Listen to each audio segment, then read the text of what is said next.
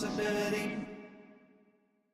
What is up, YouTube? It's RSMario here, bringing you another Cyberpunk video. Alright, so I was trying to figure out what other Cyberpunk video I wanted to do.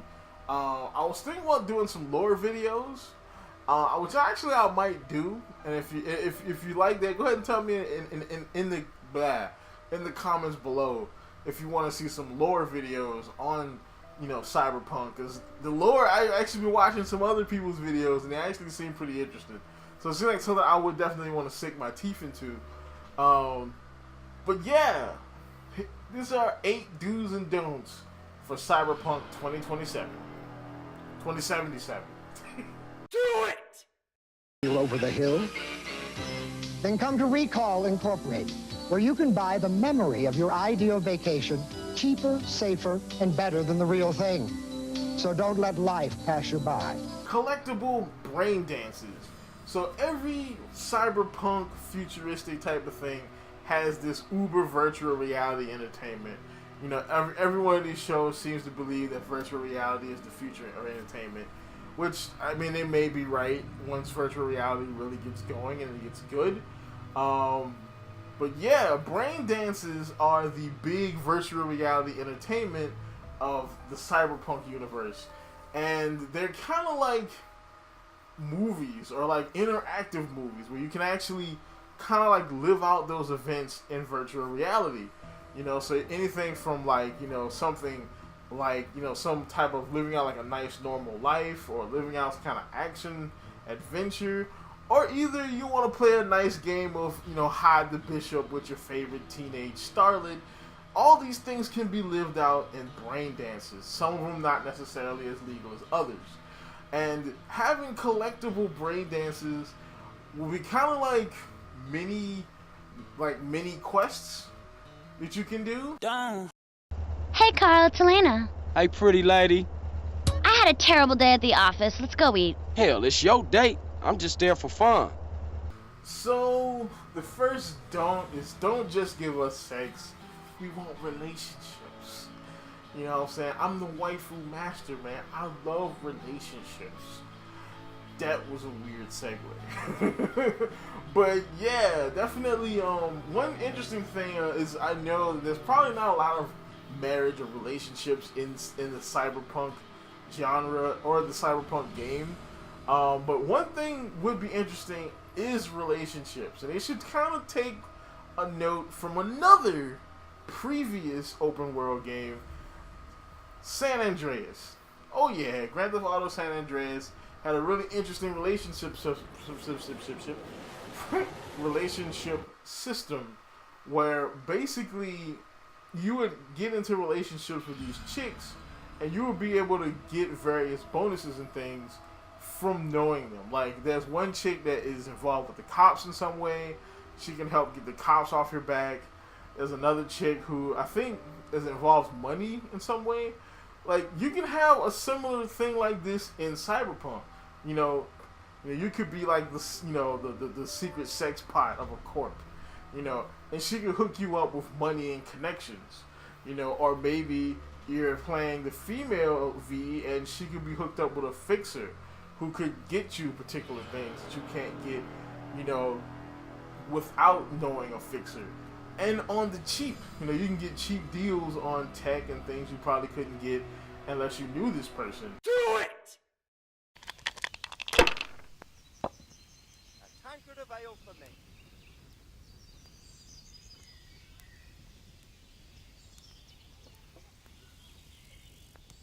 Game mini games. So I know the previous do was about brain dances, which are kind of mini games. But this is a little bit different. This is like kind of like being able to roll up to that bar you see in the trailer and play pool with some people, or maybe, you know, you can have some kind of like skeet shooting mini game. Maybe there's a lot of guns, you know, to help your target practice. Maybe it'll help your stats in some way. In-game mini games are cool. One of the things that keep people entertained in between doing other stuff are these mini games. A mini game in The Witcher became its own full-fledged game. So having something like that in Cyberpunk would be interesting. I want a Cyberpunk card game. Make it happen, CD Projekt Red. Done. So this is a worry I have with most open world games. And that's usually, the open world games usually fall into one or two categories. Either the open world game has way too much to do, and you'll never be able to do this. Even if you're trying to like 100% this, it'll take you forever to 100% this game. And this is usually something that happens to Ubisoft games. They usually just cram it full of stuff, some stuff you don't need, and you'll just miss out on things, you know. And then the other category is the open world game that has a big open world and it has stuff to do, but not enough stuff to do. That would be something like Kingdom Come Deliverance. Kingdom Come Deliverance is a great game, but there's just not a lot in the open world. You know, going from point A to point B, there's just, you know, there's not like a lot there, you know. I want this game to kind of straddle the middle. You know, now they did say the game's going to be very vertical, so, you know, maybe it's going to be a lot of buildings, a lot of other things for you to do in those buildings. Hopefully you can go to a lot of different places in these buildings. That will be interesting. Do it!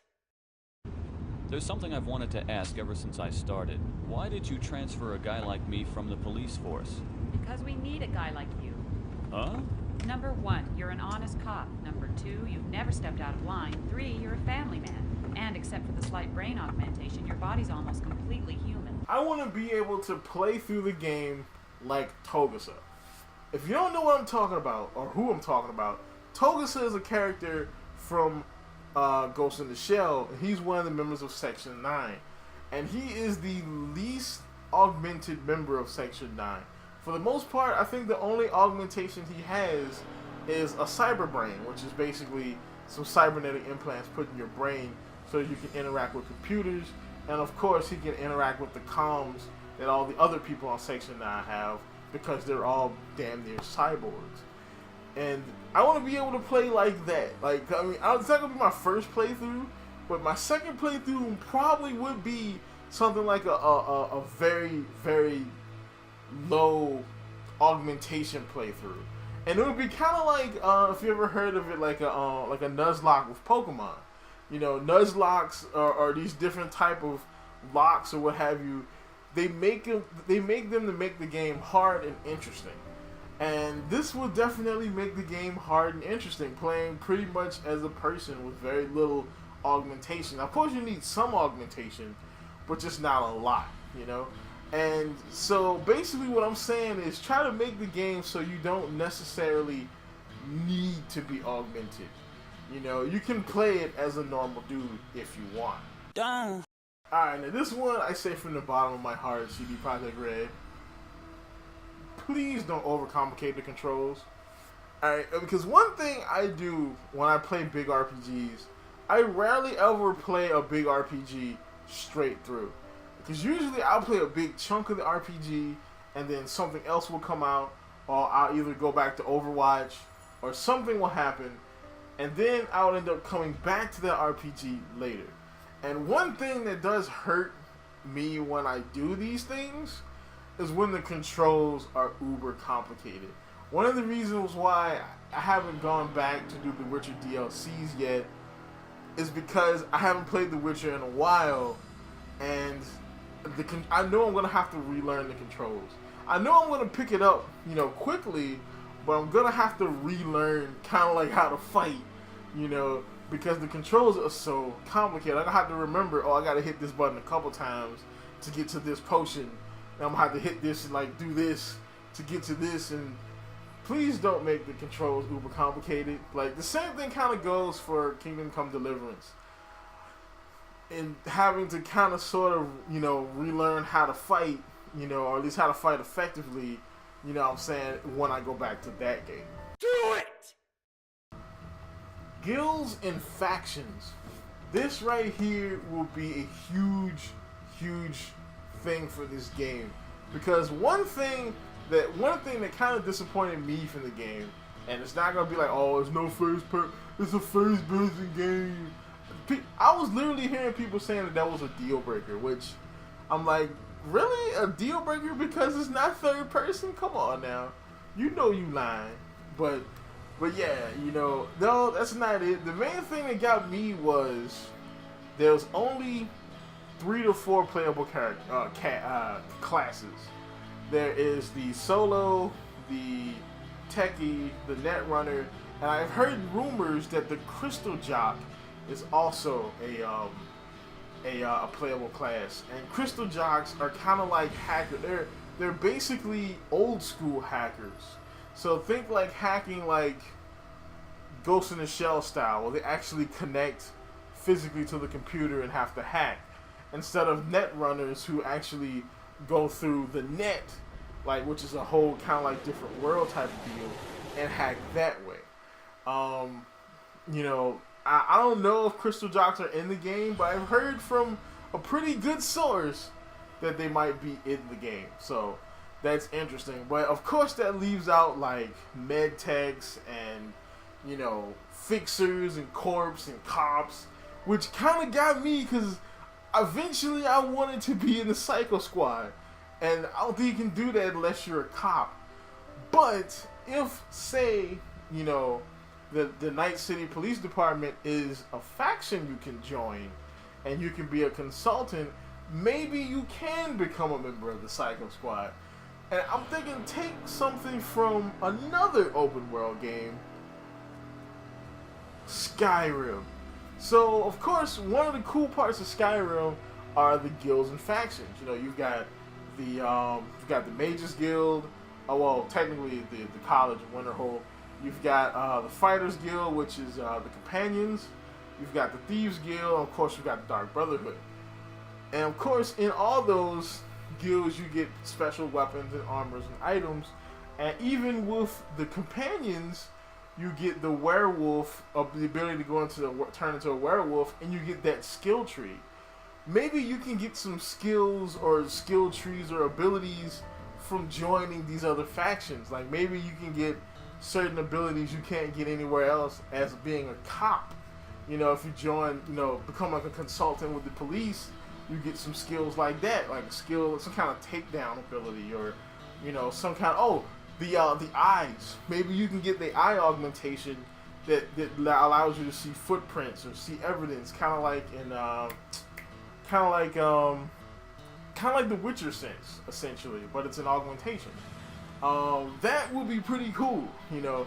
And also, to kind of complicate it a little more, make it so once you join one guild, it might eliminate another one. Like, say if you become a cop or if you become a consultant, you can't join the Fixers, or you can't join this particular Rocker Boy group or something. That would be pretty interesting. Don't worry about the multiplayer.